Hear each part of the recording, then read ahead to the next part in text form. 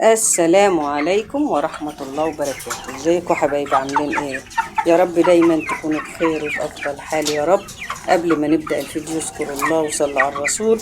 اللهم صل وسلم وبارك عليك يا حبيبي يا رسول الله.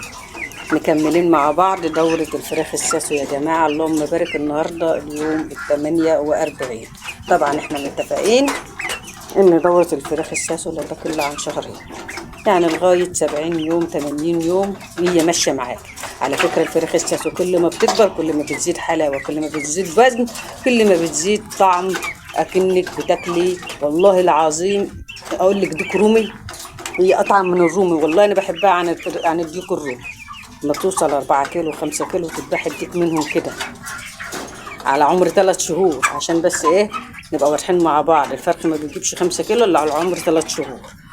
تحسي ان انت يعني بالنسبه لي كده بيبقى احسن من الديك الرومي في الطعم بتاعه. طعمه بيبقى احلى كمان ومسكر عن الرومي.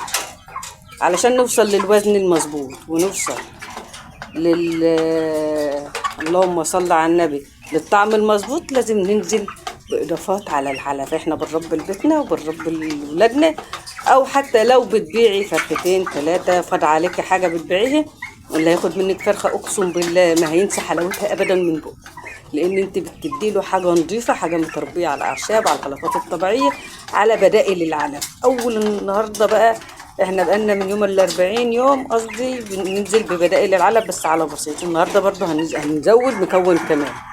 يعني كنا بنحط مكون من عمر 40 يوم او 42 يوم، النهارده كمان هنزود مكون. كل كام يوم بنزود اضافه زياده على العلف للفراخ عشان تاخدي طعم حلو، وفي نفس الوقت تحافظي على الوزن. اهم حاجه تعملي الخلطه تحافظي على وزن الفراخ، وكمان تاخدي طعم حلو، وبرده اللهم صل على النبي بتحافظي على مناعة الفراخ وصحة الفراخ. لو في عندها إسهالات، عندها أي أمراض تنفسية، عندها أمراض معوية، إن شاء الله هتقضي عليها. يعني الوصفة النهاردة بسيطة جدا وسهلة واقتصادية ومن قلب البيت. هتوفر معاكي كتير في العلف، وكمان هتحسن الطعم، وهتعالج أي أمراض تنفسية ومعوية، وبسيطة واقتصادية ومن قلب البيت. توفير توفير توفير في كل حاجة، توفير من العلاج، توفير في العلف، طعم ممتاز. اللهم صل على النبي. احنا عندنا هنا فراخ ما شاء الله عدت عن كيلو ونص، 2 كيلو 600 كيلو ونص حاجة زي كده. يعتبر الوزن اقول لك معقول، يعتبر الوزن معقول، لان احنا في الحر يا جماعة، فتربية الحر بتختلف شوية عن الشتاء. الحر يا جماعة بيأثر على الوزن، مهما تعملي بيأثر على الوزن. احنا عندنا برضو بعد فرخة اوزانها مش قد كده، بس احنا معاهم لما للاخر. الفراخ دي بتفضل تكبر لما العمر 90 يوم واكتر من 90 يوم بتفضل تكبر وتديكي تحويل وتديكي وزن، ما بتوقفش خالص ومفيش منها خوف. تسيبيها كده براحتها كده تجري زي البلدي وتعلفيها، مفيش منها خوف. زي الفراخ البيضاء، الفراخ البيضاء ما بتكبر ممكن تخافي منها شوية، لكن ديت ما شاء الله عليها مناعتها حلوة، صحتها حلوة، بتتحمل المرمطة شوية عن الفراخ البيض. يلا حطي لي لك كده بايديك الحلوة وصلي على النبي وتعالي نحضر الخلطة. نسمي الله ونبتدي نحضر الخلطة بتاعتنا. معانا 2 كيلو علف نامي يا جماعة. الفراخ الساسو تسمين، عاوزة تاكل علف للآخر، ما تعملها زي البلدي، لا الفراخ الساسو تسمين. اي نعم ممكن نضيف عليها مكونات تانية واضافات تانية، بس لازم من العلف التسمين. دول 2 كيلو، يعني ممكن تعملوهم لغاية 50 فرخ، من 30 فرخ لغاية 50 فرخ. معانا ربع كيلو من كسر الفول اهو، ربع كيلو يا جماعة من كسر الفول اهوت. تمنه تمن نفس العلف، مش غالي عن العلف ولا حاجة، هو نفس التمن. ومعانا كمان اضافة حلوة قوي هنضيفها النهاردة. معانا حوالي نص كيلو من الذرة الصفراء. الذرة الصفراء دي يا جماعة بتخلي طعم الفراخ في حتة تانية خالص، ومن أول أكتر الحاجات اللي بتسحب الزفارة من جسم الفراخ. الذرة الصفراء دي لما تأكلها للفراخ مع كسر الفول بتخلي طعم الفراخ والله العظيم ولا أحسن ولا أنضف من كده. طبعا انت بتربي لبيتك فانت مش محتاجة اكتر من ان انت تاكلي حاجة طعمها نضيف. معانا معلقة او حبة حلوين كده من الزعتر اهو، عشان انا حاسة ان في اسهالات على خفيف. الزعتر بيطهر الامعاء يا جماعه، وينظف بطن الفراخ من اي بكتيريا معويه واي اسهالات. ومعانا ملك الاوزان الجبار الكركم، معانا معلقه حلوه كده من الكركم، نحط كمان حبه عشان معانا كميه علف كتير.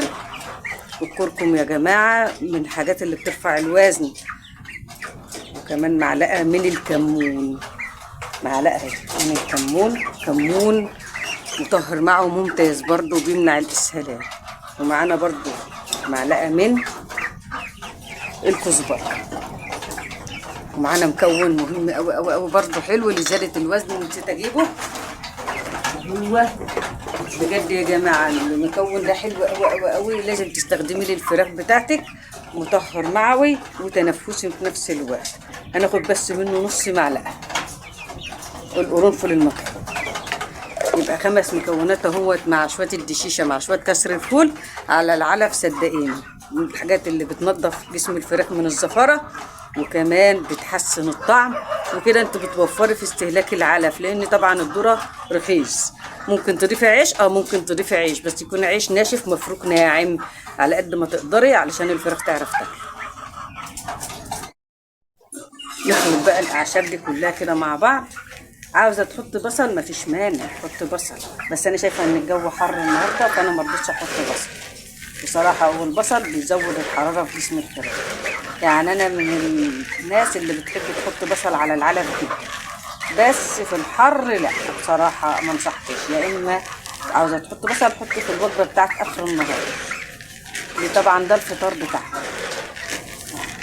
حبيت اعمل لهم خطه الاعشاب دي على الصبح كده يفطروا منها، عشان ايه؟ لو في شويه اسهالات، اي بكتيريا معويه، اي التهابات تنفسيه، برضو ان شاء الله هتقضي عليها. وفي نفس الوقت اعودهم واحده واحده يا جماعه على ان انا اكلهم كل حاجه. على فكره انا على ما بوصل لاخر الدوره على عمر 60 يوم 70 يوم باكل الفراخ ديت كل حاجه، حتى الخضار بقطع لهم الخضار وبعملهم زي اكنهم بلدي، بس برضو بحافظ على نسبه العلف علشان الوزن والتحويل. بسم الله ما شاء الله، بسم الله ما شاء الله. المناعة والتحويل الحمد لله رب العالمين. عاوزة اقولك برضو الوزن مش عاجبني بصراحة، يعني المفروض الوزن يكون اعلى من كده، بس مش عارفة العيب بقى في الحر ولا في البطارية، لان انا اول مرة اربي في البطارية. انا كنت بحس ان الفراخ في العمر ده بتديني وزن اعلى من كده. انت شايفة الفرخ حجمه حلو، يعني حجم الفراخ حلو، يعني ما شاء الله. شايفين الديك علو ايه، بس بحس ان الوزن بتاعه مش قد كده. فمش عارفه بقى العيب اللي ربى في البطاريات قبل كده يقول لي هل هي بتاثر على الوزن، لان انا حاسه ان الفراخ كده ايه مش واخده راحتها، لان الفراخ دي شقيه ومن الانواع اللي بتحب تجري وتتنطط في المكان.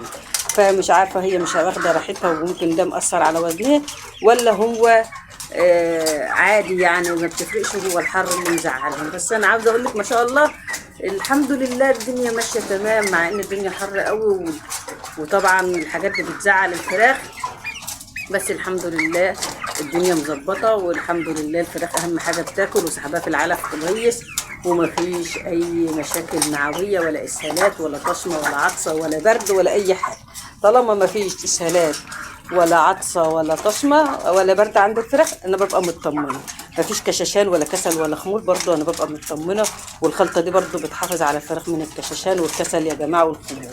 طبعا مفيش اسهالات يعني لحد ما شايفين. اعزكم الله معلش انا يمكن الشكل مش حلو شويه، بس انا حابه اوري للناس كده ايه ان الحمام بتاعهم حلو. على فكره انا بنضف يوم ويوم لا، مش معنى ان انا بنضف بربي البطاريه ان انا اسيبهم بالاسبوع، لا، بنضف يوم ويوم لا. باخد الادراج دي كده انضفها وممكن اغسلها كمان، يعني ممكن ايه الوقت للتاني بغسلهم كمان علشان تبقى الايه الريحه حلوه عند الفراخ كده والتهويه حلوه، لان السبله والحمام بتاعهم اعزكم الله بيعلي الامونيا في المكان، وده بيأثر على التنفس بتاع الفراخ طبعا. وبشغل المروحه بس احنا لسه الصبح بدري فمش هشغلها الوقت، كمان حبه كده واشغلها وقت الحر هي اللي بترد روحهم شويه. برضو بحط في الميه مكعبات تلج عشان اتلاشى موضوع الحر ده خالص. يمكن بشتغل على كام حاجه، ما اعملش بصل الصبح ممنوع بصل الصبح. اما بحب اعمل بصل بعمله اخر النهار. بحط مكعبات تلج في الميه، بشغل المروحه. طبعا شايفين وشها لبره، شايفين وشها الجنينه بتاعتنا اللي بره اهي. طبعا انتوا عارفين ان احنا زارعين السطح بتاعنا، وشها لبره.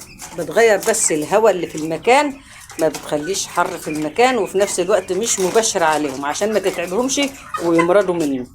الخلطة اللي بتظبط الوزن وفي نفس الوقت بتحسن الطعم وبتوفر عليكي هي دي. اعتمديها لو حطيتيها يوميا للفراخ مفيش منها اي مشكلة. بس من وقت للتاني طالما بتنزلي كركم كل يوم، انا ما بنزلش كركم كل يوم يا جماعة للفراخ ابدا، او كل حاجة مثلا يوم ويوم، عشان هو بيقتل البكتيريا الضارة والنافعة. فممكن انزل في تاني يوم بخميرة عشان انشط البكتيريا تاني، علشان برضه احافظ على الوزن. هو سبحان الله على قد ما بيعالج الكساح ومضاد للاكسده ورفع وزن، بس ممكن ياثر على الفراخ ان انت اللي حطيت استمرار على طول على طول على طول. فما فيش اي حاجه اصلا من الاعشاب او اي حاجه يعني تستدعي ان انت لازم تحطها على طول. لازم تنوعي للفراخ حتى في اكلهم في شربهم في الاعشاب او الخلطات اللي انت بتعمليها، علشان دايما الفراخ تبقى الشهيه بتاعتها مفتوحه ويبقى عندها اقبال على الحلقه. اتمنى الفيديو يكون نال اعجابكم، والسلام عليكم ورحمه الله وبركاته.